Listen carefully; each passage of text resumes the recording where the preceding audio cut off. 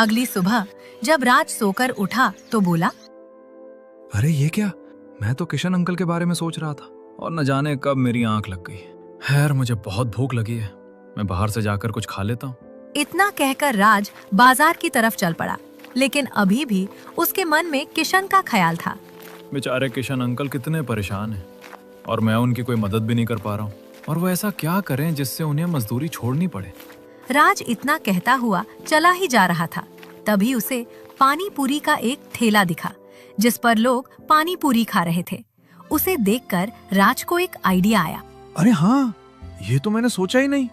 Kishan uncle पढ़े लिखे नहीं है तो क्या हुआ, वो ठेला तो लगा ही सकते हैं, लेकिन उनके पास पैसे नहीं हैं कि वो ठेला खरीद सके।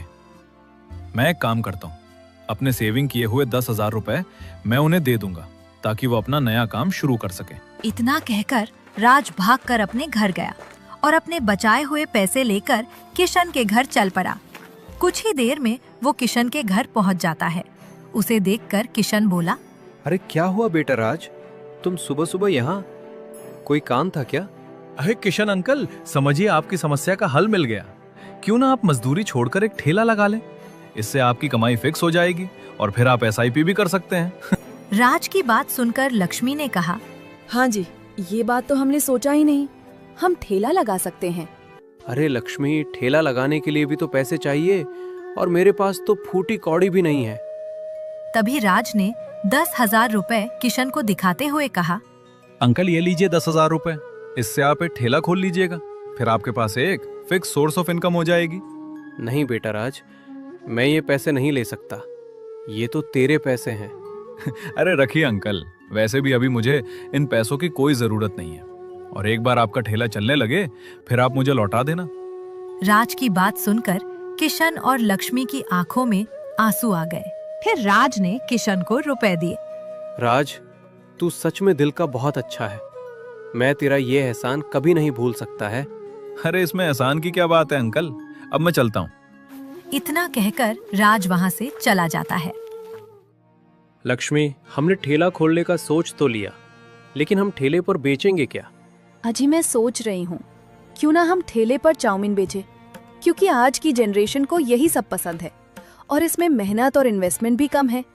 ठीक है लक्ष्मी, फिर मैं बाजार जाकर एक ठेला और चाउमीन बनाने का सामान लेकर आता हूँ। हम कल से ही अपना चाउमीन का ठेला खोलेंगे। वो दोनों ये सब बातें कर ही रहे थे, तभी उनका बेटा राजू भागकर आता है और कहता है, पापा, आपने बोला था मैं स्कूल पढ़ने जाऊंगा, लेकिन मैं स्कूल कब जाऊंगा? ये सुनकर किशन ने खुशी से बोला, बस राजू बेटा, अब तू जल्द ही स्कूल जाने वाला है। हाँ राजू बेटा, भगवान की कृपा से अब हमारे हालात सुधर जाएंगे। दोनों पति पत्नी बहुत खुश थे। उसके बाद किशन बाजार चला जाता है। उधर रामू काका ने राज से कहा, अरे बेटा राज, जरा मुझे वो 10,000 रुपए तो देना, मुझे कुछ काम है। ये सुनकर राज घबरा गया और मन में सोचा, अरे बाप रे, मैंने तो वो पैसे किशन अंकल को दे दिए, अब मैं पापा को क्या जवाब दूं? क्या हुआ बेटा, तू किस सोच में पड़ गया है? दे पैसे, मुझे काम से बाहर जाना है। बेचारे राज की तो हवा ही निकल गई। उसने झूठ ना बोलते हुए रामू काका को सब सच बता दिया, जिसे सुन रामू काका बोले, बेटा राज, ये तूने अच्छा नहीं किया, बल्कि बहुत अच्छा किया। ये सुनकर राज हक्का बक्का रह गया और बोला, बाबा क्या कहा आपने? अरे यही कि तूने बहुत अच्छा किया जो तूने किशन को पैसे दे दिया। इसका मतलब आप मुझसे नाराज नहीं हैं? अरे नहीं रे पगले, जिसका इतना दिलदार और समझदार पोता हो वो भला कैसे नाराज होगा। मैं भी सोच रहा था हमारे पास पड़े पैसे देकर किशन की मदद कर दूं, लेकिन उससे पहले तूने ही कर दिया। हाँ बाबा, किशन अंकल की मदद करके सच में मुझे बहुत सुकून मिला। बेटा राज, तू जानता है, अगर तू किसी की थोड़ी मदद करेगा तो भगवान तुझे 10 गुना अधिक देगा। वैसे किशन किसका ठेला लगाएगा? पता नहीं बाबा, ये तो मैंने पूछा ही नहीं। किशन के नए काम से रामू काका और राज दोनों बहुत खुश थे।